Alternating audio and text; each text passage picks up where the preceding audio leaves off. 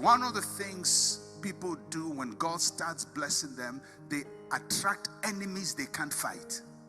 And sometimes you testify to people who will destroy you.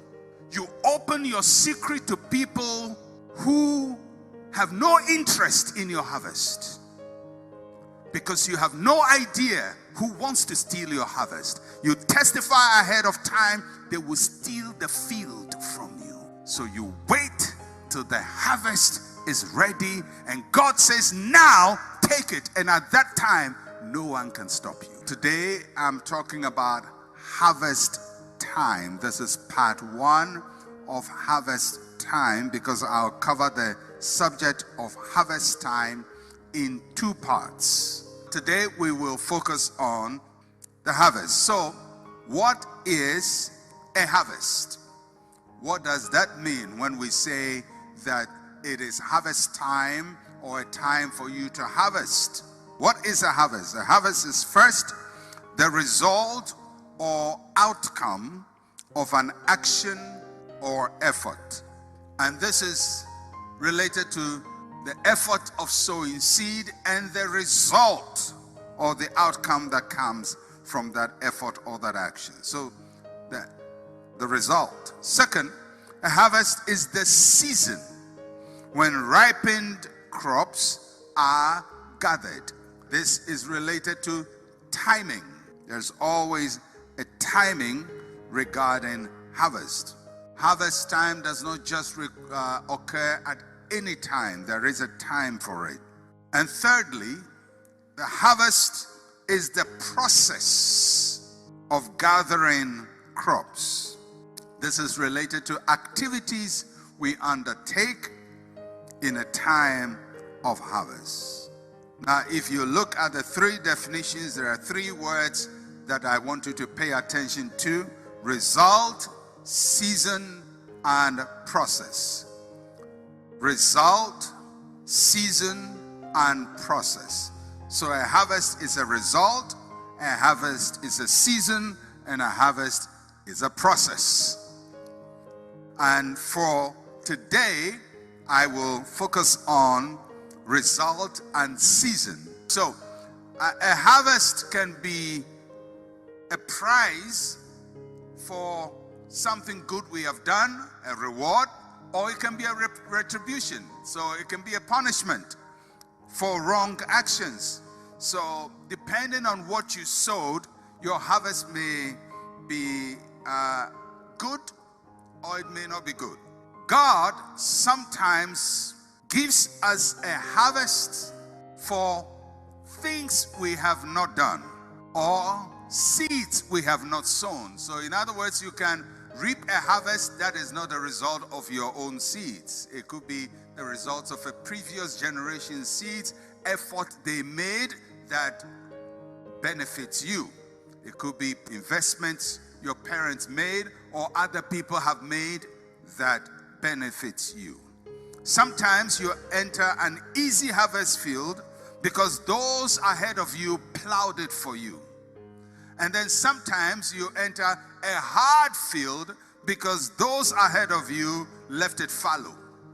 So what people do for others or ahead of others will determine whether the field they are plowing in is a tough one or an easy one. So a field you are sowing in today may be a hard and a dry field, and that will affect the harvest that you have, and you will get it a bit later as we go on. So God is the Lord of the harvest. He superintends over the process of the harvest. So when I sow a seed, whether it's a financial seed or an action I've taken, or an investment I make, or whatever process I start at the seed level to produce a harvest, there is one who rules the harvest, and that is the Lord of the harvest. God is the Lord of the harvest. Now, if God is the Lord of the harvest, what does he do as Lord of the harvest? I'll give you 3 things that God does as Lord of the harvest. First, he determines the size of the harvest. God determines the size of the harvest. This is so critical. God is the one who gives the increase. The word increase means the extent of growth. So we can all sow, but the Lord of the harvest determines the size of the harvest.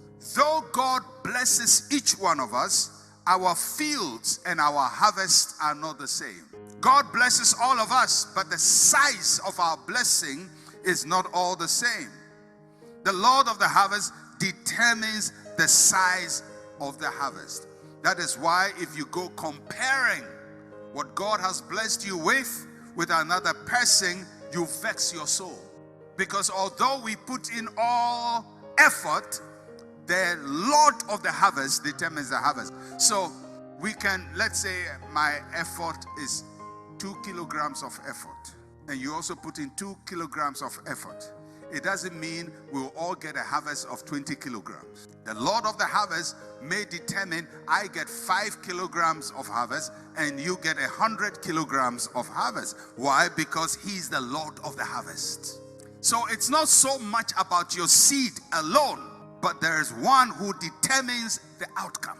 So he determines the size of the harvest. Not only does he determine the size of the harvest as the Lord of the harvest, he appoints the times of harvest.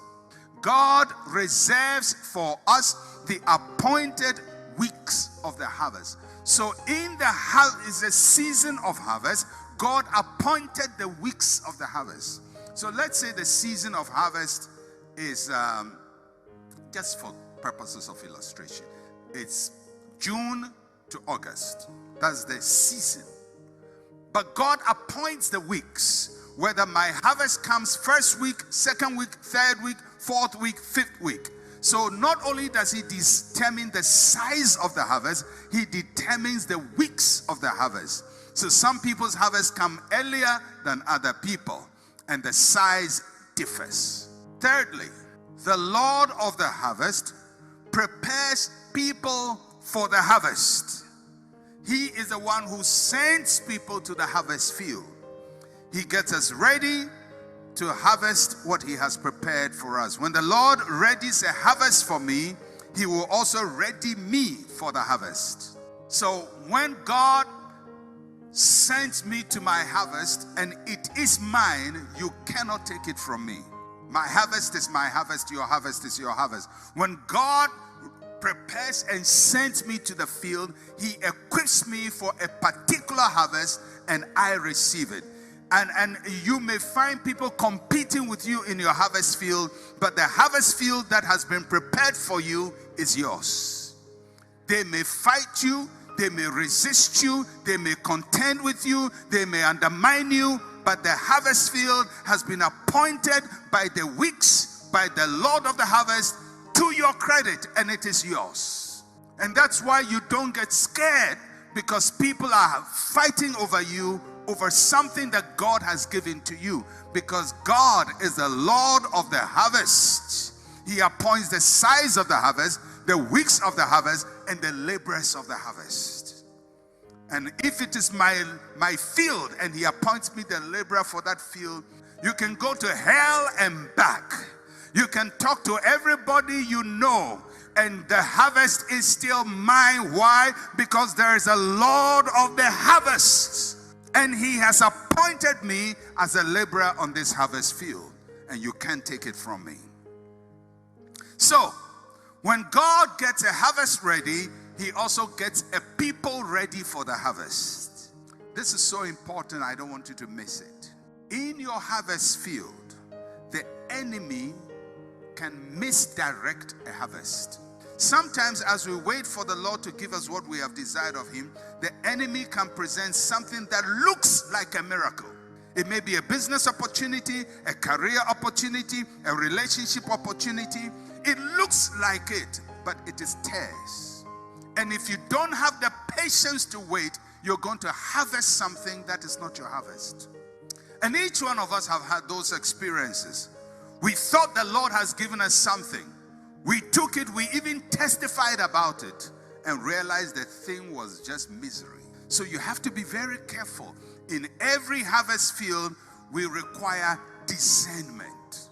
Not everything that looks like your miracle is a miracle. It happens in every way. A door opens and you rush into it and you realize it didn't lead to a good place. It led to a bad place. The enemy can confuse your field of harvest. How do you know the enemy is confusing you? Anything that puts a spirit of haste in you, be careful of it. Any opportunity that opens and says, hey, if you don't take it right now, you'll miss it forever. Be careful. It may be tears, and you will harvest something that will hurt you. People have testified of God's favor, and it wasn't God's favor. It was all tears in their harvest field. And the reason why they couldn't discern is because they had a hasty spirit. Wait, because the true nature will show very soon. Then you can separate the tares from your true harvest. When God blesses you with something, He doesn't give you hastiness about it. It doesn't mean be slow. It doesn't mean don't be quick. But anything that makes you feel like you have to do some extra quick something to get something, otherwise it will not be there, be careful about it. It will pierce you with sorrows and hurt you so bad. It takes patience, discernment, and waiting on the Lord to see the right harvest. All right, stages of a harvest. A harvest goes through several stages, 4 of them. So let's say you're sowing seeds of prayer, seeds of fasting. You are being kind to people. That is a seed. All of these good things you're doing, and you're waiting because God says He will reward you, and He starts rewarding you. There are 4 stages of the reward that we're going to discuss today. So let's walk through the 4 stages. First is the blade. The blade is a sign of possibility. What does it mean, a blade? Definitely it doesn't mean the blade we cut with. The blade is a blade of grass. Anyone who has sown corn can easily understand this.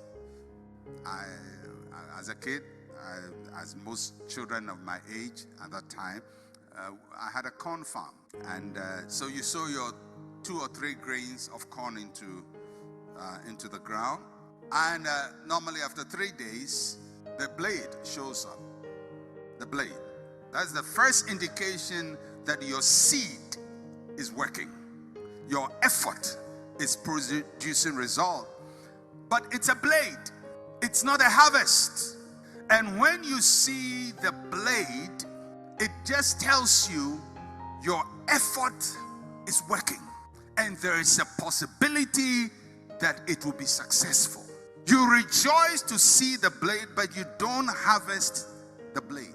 Neither do you go around bragging to everyone about the great things God is doing in your life if all you see is a blade.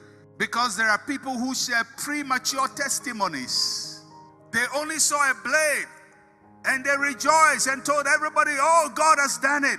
It's a blade. And if you don't manage that process well, you can introduce enemies to consume your blade. Rejoice in your heart, but wait, because God is not finished with you yet. The blade is simply an indication God gives you that it's going to work. Just to illustrate it a little further, it's like in a marriage relationship. It's like when the gentleman tells the lady, you are the most beautiful woman I have ever met. You are the sugar in my tea. You are the butter for my bread. Ladies, gentlemen, when somebody tells you that, it's a blade. It's not a marriage. The harvest has not come. Don't go singing, the thing I didn't expect has happened. No. Don't go telling everybody, oh, God has done it. God has done it. He will do it. But it is the blade. Don't testify prematurely when God has not completed the process. So that's the first level, the blade. You go out there, you put your contract out, somebody gives you a promise and say, oh, young man, I'm going to help you. Oh, young lady, oh, this contract will go through. It's a blade. Second stage, the head. The head represents structure without substance. It's better than the blade. It has structure. If you have grown corn before, you can understand this. It's when the corn head has grown on the side of the plant. It has nice golden hair coming out of it like a blonde person. It looks beautiful. Sometimes it looks bulky. But if you harvest and open, it will be empty. There will be not even one grain on it. It's just a head with hair and nothing else. Then you begin to see the thing growing and taking structure. In a marriage relationship, it can be likened to the man saying, I love you. Now he's not saying you are sugar in tea, but he says, oh, I love you. I love you with all my heart. It's good to hear that, but it's not a harvest. And all of you who rushed ahead to declare a harvest at this level, you know that sometimes you can be sorely disappointed, because you may find that that statement doesn't have as deep a meaning as to the person as it is to you. The blade, the head. Third stage, the full grain in the head. The full grain. This is when the blade has now become a stalk. It has produced a head. Now the head has substance. There is corn on it. It's not just a promise. It's not just a structure. It is substance. In a marriage relationship, it can be likened to the engagement. It is very close, but it is not a harvest. And then the fourth stage, the ripened grain. That is the harvest that is ready. It is growth that is full. The season is right. But when the grain ripens, immediately he puts in the sickle, because the harvest has come. The blade was not a harvest. The head was not a harvest. The full grain of corn on the head was not a harvest. They were all processes leading to the harvest. It is only when the corn had ripened on the head that he puts in the sickle. Why? Because the harvest has come. When God starts to bless, we must allow the blessing to mature. You don't harvest a blade. You don't harvest a head. You don't even harvest a head with corn on it.